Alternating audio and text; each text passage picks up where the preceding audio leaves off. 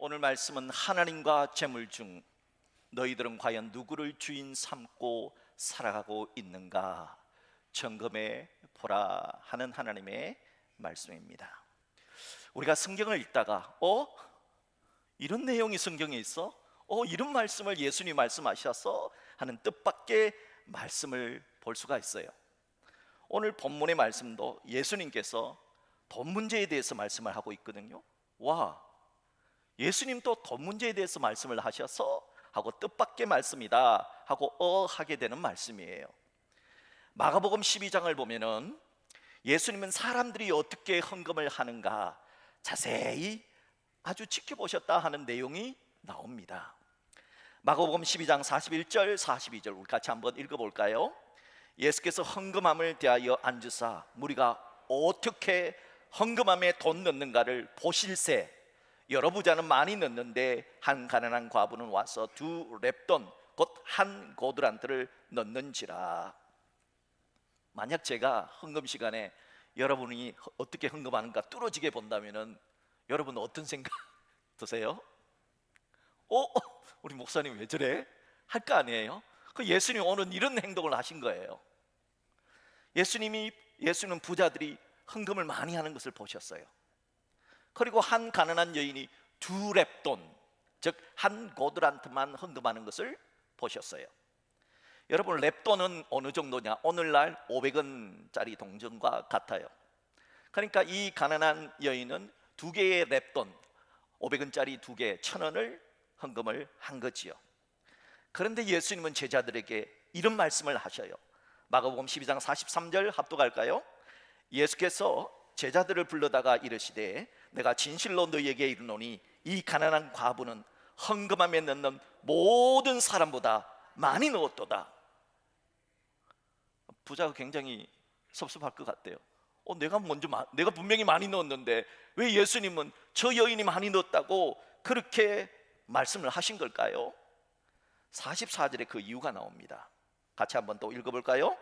그들은 다 그 풍족한 중에서 넣었거니와 이 과부는 그 가난한 중에서 자기의 모든 소유 곧 생활비 전부를 넣었느니라 하시니라.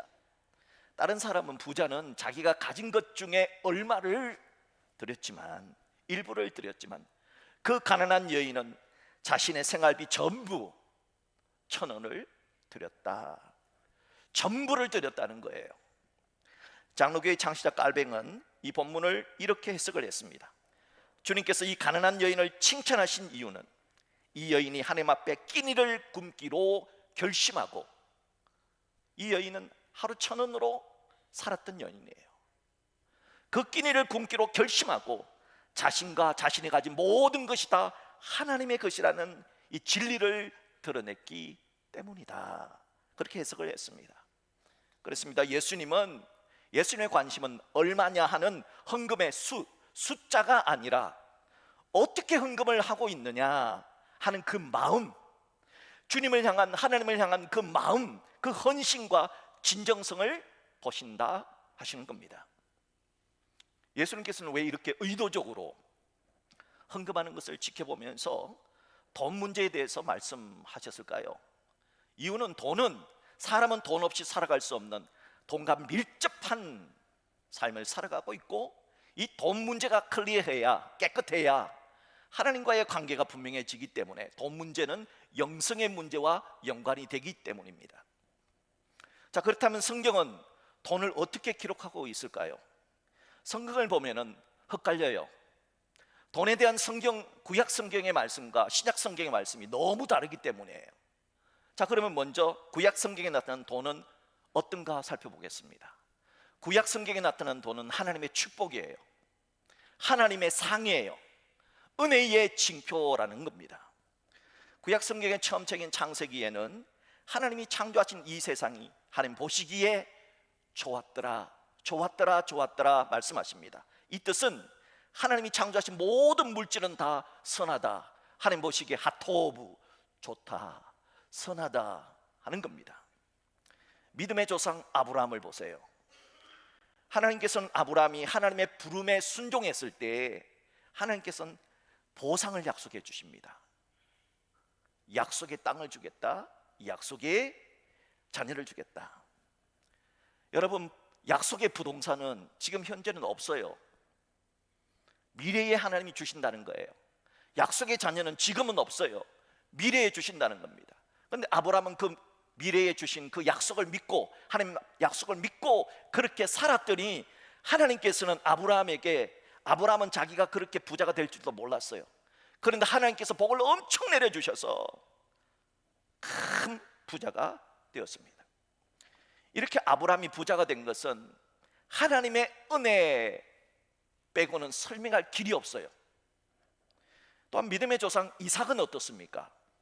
이삭 역시 하나님의 은혜로 가는 곳마다 우물을 팠는데요, 요즘 또 우물을 판다고 해서 다 터져 나오는 게 아닌데, 이 시대에도, 그런데 4천년 전 그 시대에 이삭이 우물을 팠는데, 거기 이 사막 같은 그곳에서 우물이 팠다 하면 우물이 터져 나오는 거예요.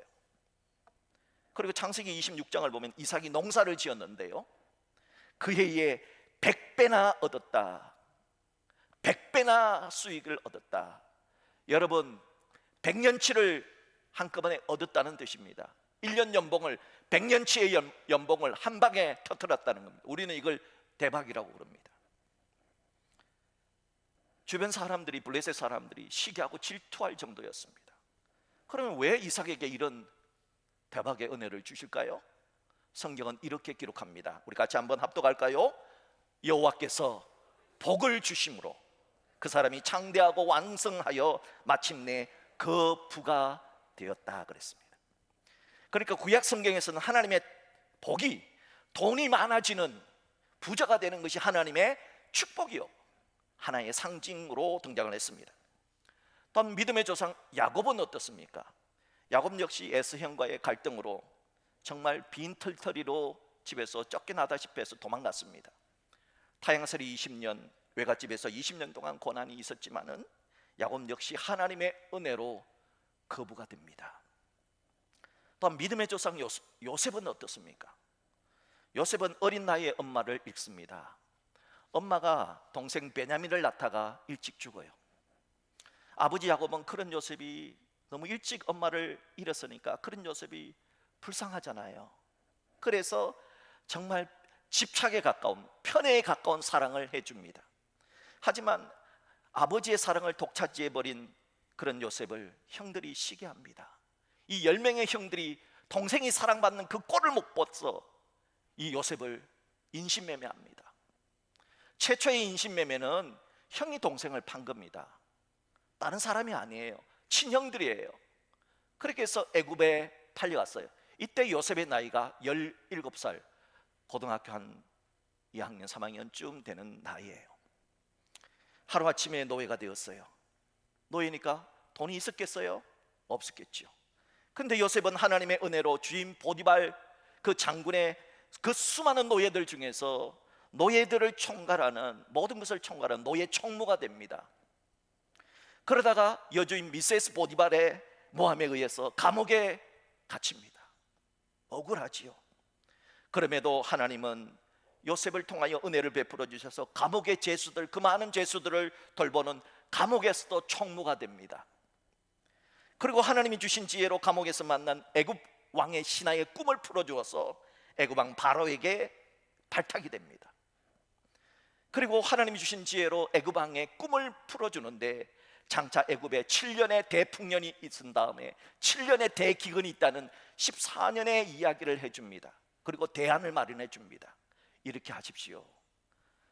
이 애굽 왕 바로가 그 말을 듣고 너무 흡족해해서 즉각적으로 그 자리에서 하나님의 은혜로 애굽의 국무총리로 발탁이 됩니다. 하나님의 은혜지요. 하나님의 은혜로 요셉은 빈털터리 노예의 몸에서 권력을 가진, 부를 가진 애굽의 국무총리가 됩니다. 그 요셉 덕분에 요셉을 애굽에 팔아봤던 형들의 그 가족과 아버지의 가족과 그 70명의 가족이 7년 대기근 속에서도 굶어 죽지 않았습니다. 그리고 70명이었던 그 사람들이 400년 동안 200만 명으로 성장을 하여서 한 민족, 이스라엘 민족으로 성장을 하게 됩니다.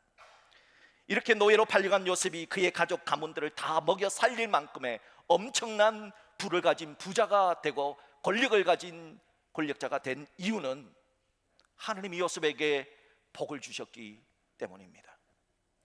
또한 아브라함과 동시대에 살았던 의인 욥은 어떻습니까? 우리가 욥은 고난의 대명사라고 보는데요, 그러나 고난의 대명사라고 보면 안 돼요. 그거는 한쪽 면밖에 못 봅니다. 고난을 지나서 거부가 된 욥이에요. 여러분, 욥이 왜 사탄의 시험을 받습니까? 욥은 가난했더라면 사탄의 시험을 받지 않았어요. 욥이 시험을 받은 이유는 딱 하나 있습니다. 부자였기 때문에. 어느 정도로 부자였냐? 동방에서 최고의 부자였기 때문에 시험을 받은 겁니다. 그래서 사탄은 욥에게 저놈은 돈만 가져가면 하나님을 안 믿을 거라고 하나님께 말했습니다. 하지만 하나님은 사탄, 그건 너의 생각이지 욥은 절대 그렇지 않다고 욥을 두둔합니다. 이렇게 해서 하나님하고 사탄하고 내기, 그것이 바로 욥기에 나타나는 수많은 재난과 고통의 이야기입니다. 자, 하나님은 사탄에게 허락해 줍니다. 좋다, 욥의 생명만 건들지 말고 다 허락한다. 그랬더니 사탄이 신이 나서 욥이 가지고 있는 돈과 재산을 한 방에 가져갑니다. 그런데 욥이 돈이 없어지고 재산이 없어져도 하나님을 배반하지 않습니다. 하나님을 더 잘 섬깁니다. 그러자 사탄은 이번에는 자녀들 다 데리고 갑니다. 그래도 안 되니까 사탄은 욥의 건강까지 빼앗아 갑니다. 욥의 몸에 피부병, 악성종양, 피부암이 발생하도록 했던 겁니다. 그래도 욥은 그 모든 사탄의 시험을 다 물리칩니다. 하나님은 하나님의 기대대로 그 모든 사탄의 시험을 이겨낸 욥에게 상을 줘요. 그 어떤 상을 주셨느냐? 그 이야기가 욥의 하이라이트 욥기 42장에 나옵니다. 욥은 사탄을 이겨낸, 시험을 이겨낸 하나님은 이 욥에게 7 아들을 새로 주시고, 그리고 동방에서 가장 아름다운 3 딸들 주시고, 시험 당하기 전에도 욥이 동방에서 최고 부자였는데 그 재산의 2배를 주시는 겁니다. 그러니까 얼마나 큰 부자가 되었겠습니까? 이것으로 욥기는 끝나는 거예요. 여러분, 여기서 우리가 알아야 할 것은 욥이 그 많은 재물을 받기 위한 것은 하나님을 끝까지 믿었던 것, 끝까지 하나님을 경외했던 것밖에는 없다는 사실을 우리는 욥기를 통해서 발견해야 됩니다. 이렇게 구약시대엔 돈과 재물은 하나님의 복이에요. 하나님의 은혜예요. 하나님의 은혜가 임했다는 하나의 상징이요 징표가 바로 돈과 재물이었습니다. 그래서 잠언 22장 4절에 뭐라고 말합니까? 우리 같이 한번 합독할까요? 겸손과 여호와를 경외함의 보상은 뭐래요? 재물, 영광, 생명이라 했던 겁니다. 그런데 말입니다, 신약 성경으로 넘어가면은 이 개념이 바뀌어요. 부가 하나님의 복이요 은혜의 징표라는 개념이 바뀌어요. 달라지는 것 같아요. 이게 어떻게 됐지? 여러분, 오늘 본문 마태복음 6장 24절 하반절을 한번 보세요. 예수님 뭐라고 하시느냐? 너희가 하나님과 재물을 겸하여 섬기지 못한다 그랬어요. 여러분, 하나님과 돈은 동등한 위치가 아니에요. 돈은 뭐예요? 중성적이잖아요. 그런데 하나님이 마치 하나님과 동격을, 신격을 지닌 존재로 마치 신인 양 하나님과 신을, 이 재물을 같은 위치에 놓고 있어요. 헬라어를 보면요, 그게 정확합니다. 헬라어에서는 돈을 뭐라고 되어 있냐? 맘몬이라고 표현을 하고 있어요. 맘몬, 돈의 신이라고 이야기를 해놨어요. 왜 예수님은 이렇게 불렀을까요? 그것은 재물을 하나님이 주신 복의 징표라는 개념이 신약에 와서 바뀌었다는 뜻입니다. 그래서 사도 바울께서는 돈을 사랑함이 일만하게 뿌리가 된다라는 말씀까지 하신 거예요. 왜 이렇게 신약 성경에 오면 돈이 하나님의 축복이라는 개념이, 은혜의 징표라는 구약의 개념이 갑자기 바뀌는 걸까요? 그 이유는 예수님 때문입니다. 예수님이 오셨기 때문입니다. 구약은 대부분의 상징이에요. 누구를 드러내기 위한 상징입니까? 구약은 대부분 모두가 다 예수님을 드러내기 위한 상징입니다. 유월절, 여러분, 왜 구약에는 유월절 지켰는데 왜 지금은 유월절 안 지켜요? 할례. 구약 사람들은 할례를 받는데 왜 여러분 우리는 할례를 안 받아요? 안식일.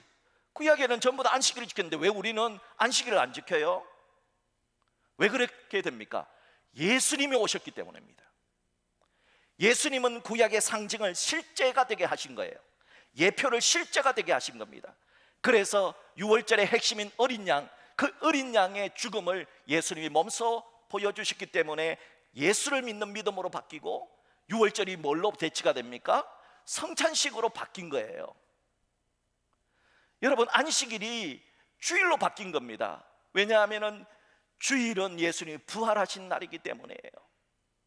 할례는 성부, 성자, 성령의 이름으로 세례를 받는 세례로 바뀐 거예요.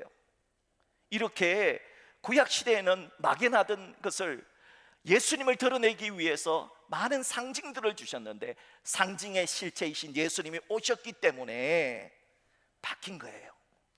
그러므로 구약 성경에서는 돈이, 재물이 하나님 주신 복의 징표였다면, 신약 성경에서는 축복을 주시는 실체인 예수를 믿는 믿음이 얼마나 크냐 하는 것으로 그 복이 바뀌었다 하는 거예요.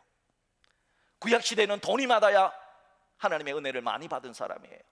신약 시대는 믿음이 큰 사람이 하나님의 은혜를 많은 받은 사람이다 하는 겁니다. 그래서 이렇게 변화됐는데, 그런데 문제는 사탄이 우리를 계속해서 구약에 머물도록 만든다는 거예요. 그래서 끊임없이 예수님이 오셨는데도 마치 예수님이 오지 않은 것처럼 유월절을 지켜라 그렇게 말하고, 안식일을 지켜라 그렇게 말하고, 그래서 그들이 이단이 되는 거예요. 예수님이 오신 거예요. 율법을 완성하신 거예요. 그러니까 이제는 예수 안에서 예수를 잘 믿으면 돼요. 믿음이 중요한 거예요.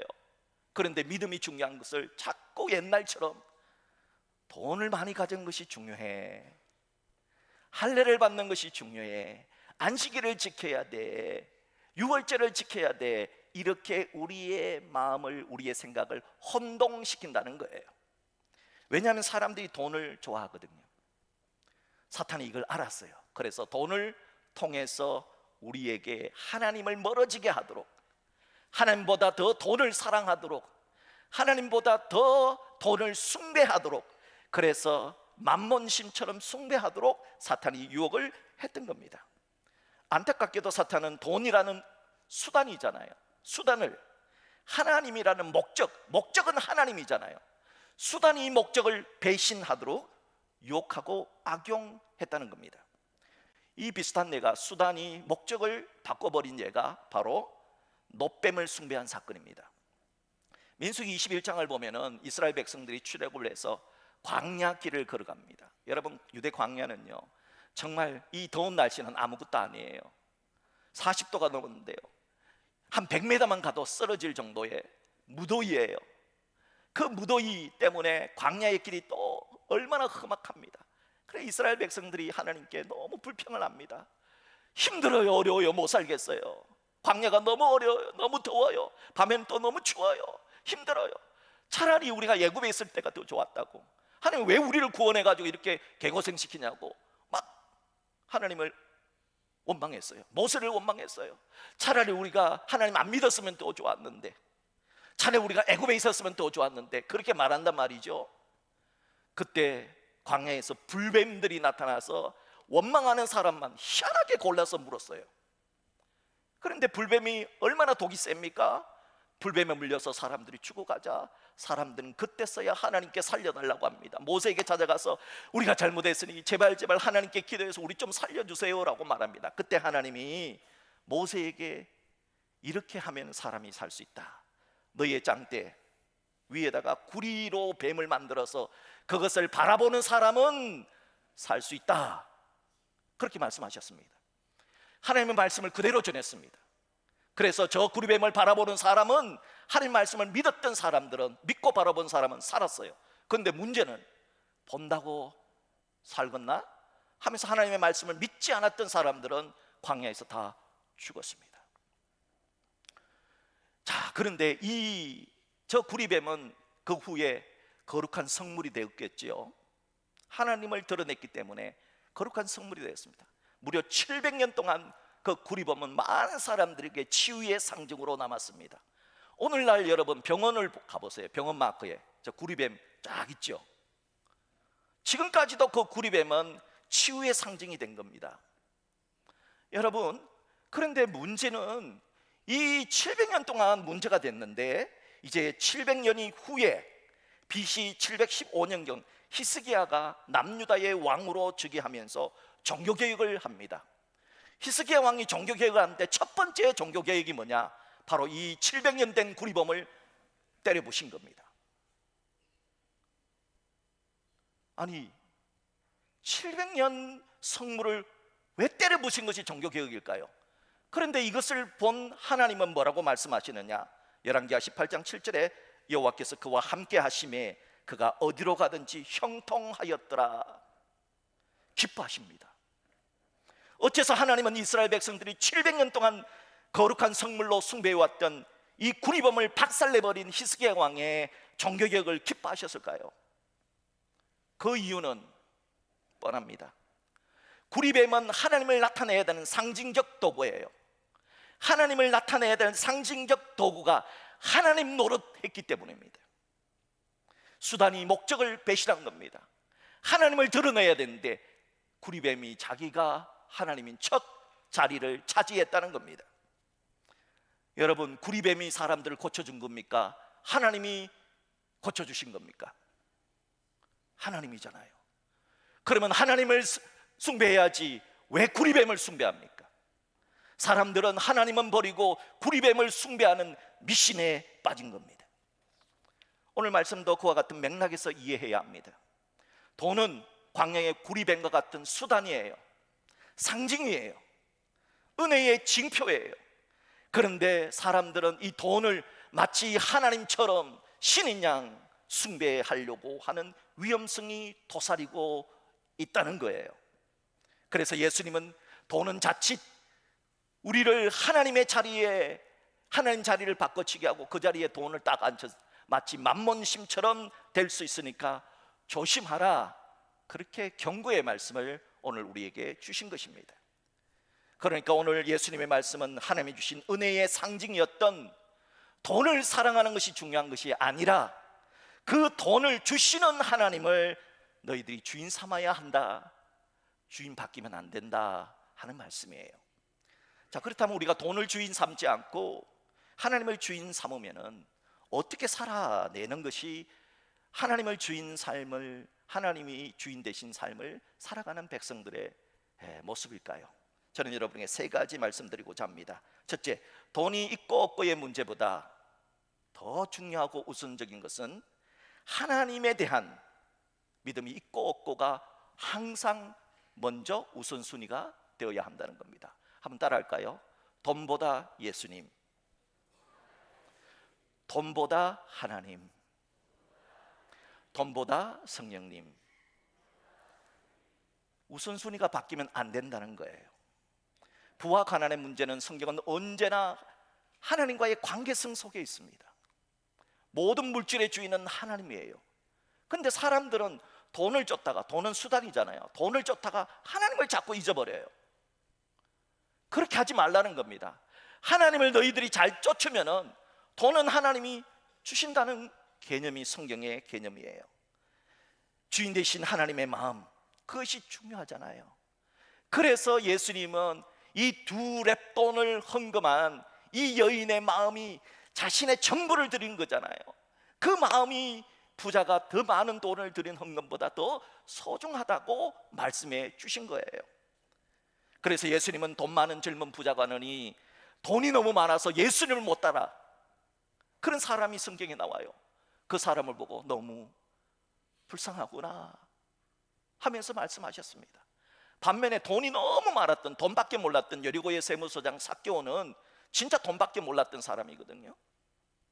그런데 그 사람이 예수님을 만나고 자신의 재산의 절반을 내어놓고 가난한 사람을 위해서 구제하고 예수님을 따르려고 했을 때, 예수님을 주인 삼고자 했을 때 뭐라고 얘기했느냐, 이렇게 말합니다. 누가복음 19장 9절 합독합니다. 오늘 구원이 이 집에 이르렀으니 이 사람도 아브라함의 자손임이로다. 칭찬해 주셨습니다.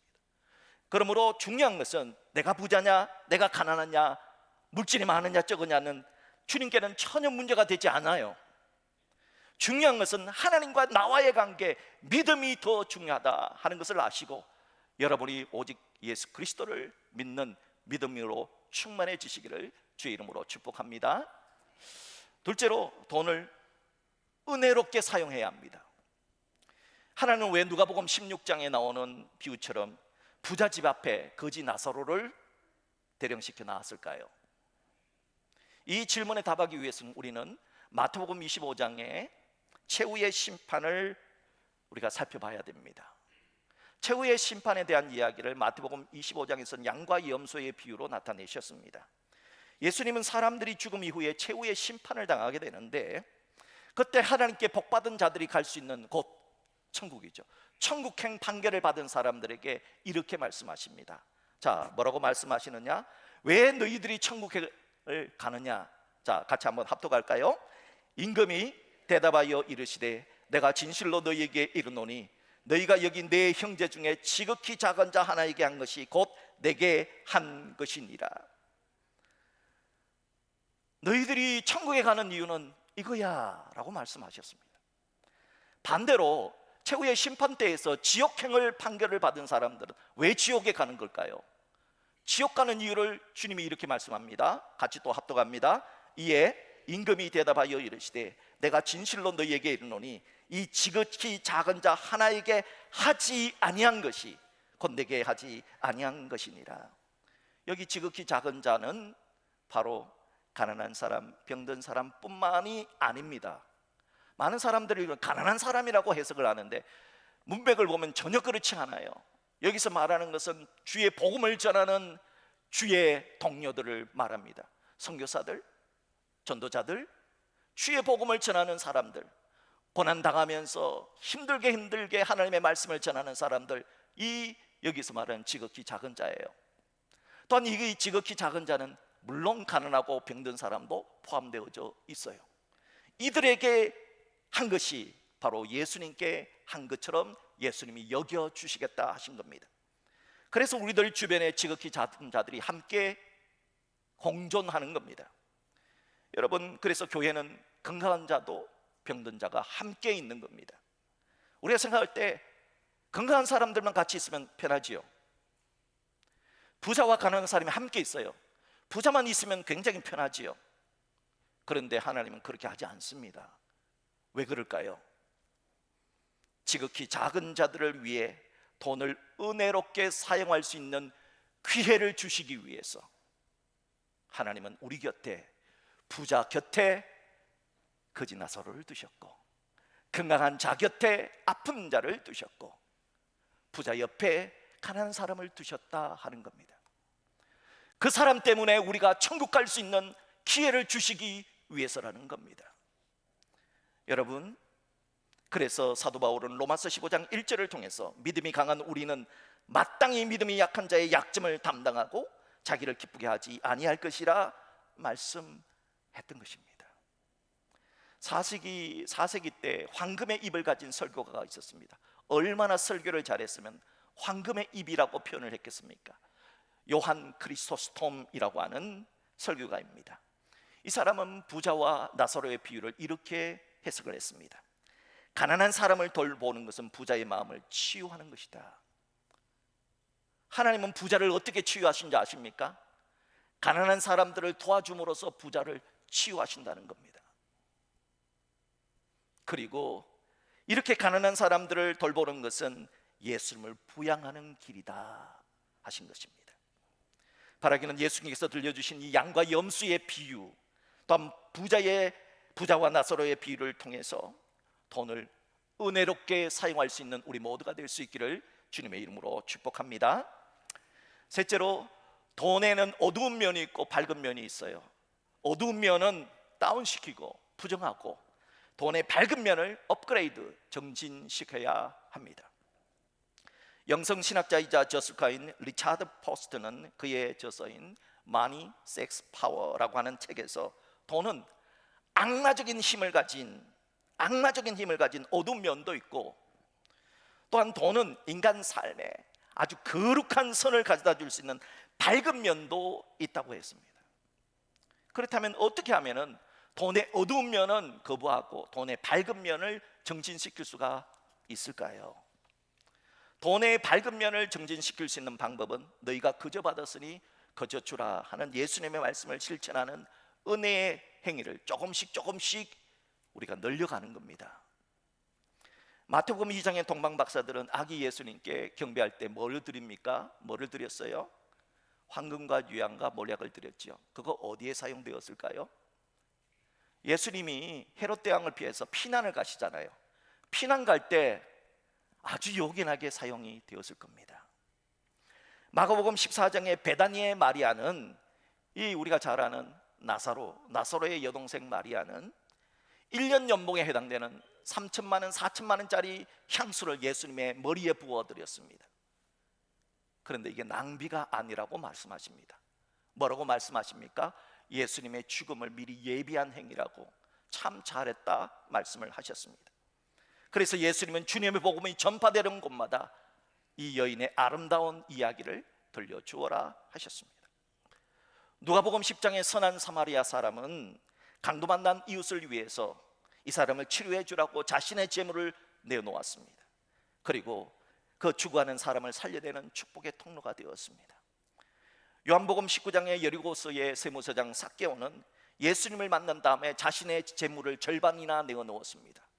가난한 사람을 도왔고, 그리고 예수님과 함께 왔던 선교했던 선교대원들인 예수님의 12제자들, 지치고 힘든 예수님과 그의 동료들을 쉬게 하는 축복의 통로가 되었습니다.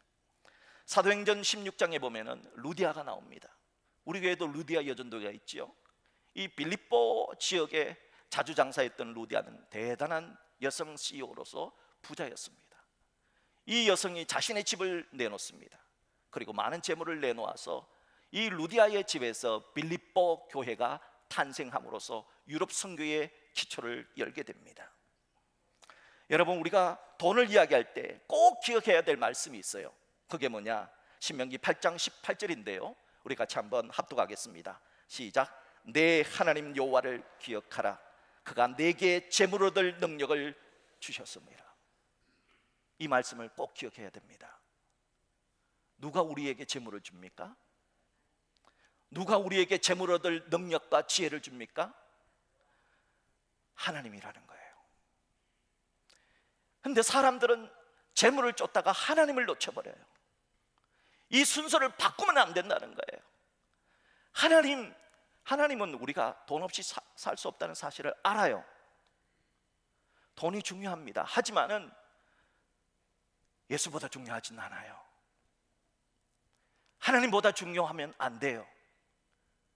우리가 이걸 잊어버리면 안 돼요. 하나님이 우리에게 돈 버는 지혜를 주시고 능력을 주신다는 거 잊지 말고, 하나님을 잘 믿고 섬기면은 하나님께서 여러분에게 필요한 것이라면은 꼭 주신다 하는 믿음으로 여러분이 살아내시기를 주 이름으로 축복합니다. 이 말씀을 신명기 8장 18절을 기억하면서 살면서 많은 기부를 했던 한 사람이 있습니다. 이 사람에게는 유명한 말이 있었습니다. 살아있는 동안 나누라. 천국에는 돈이 필요 없다. 수위에는 주머니가 없다. 돈의 진정한 가치는 나눌 때 발휘된다 하는 철학을 가진 유명한 기업가 이 사람이 있었습니다. 이 사람 뭐 때문에 돈을 벌었냐 하면은 우리가 공항에 나가면 면세점이 있잖아요. 듀티프리, 세금을 면세해주는 면세점을 최초로 만든 사람인데요, 뭐 배를 탈 때도 큰 크루즈선에는 이 면세점이 있어요. 이 돈으로 엄청나게 돈을 벌었는데, 이 사람이 2023년에 사망을 하는데 2023년까지 기부한 금액이 얼마냐? 한국 돈으로 11조 정도를 기부를 했습니다. 그런데 아무도 몰랐습니다. 왜?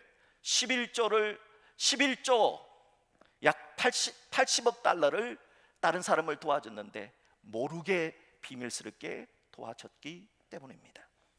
이 사람이 죽은 이후에 이 사람이었구나, 찰스 척 핀이라는 사람이었구나 하는 것을 알고 많은 사람들이 그를 존경했고, 우리가 잘 아는 워런 버핏이라든지 이런 분들이 바로 이 척 피니를 본받아서 기부에 동참하고 있게 된 겁니다.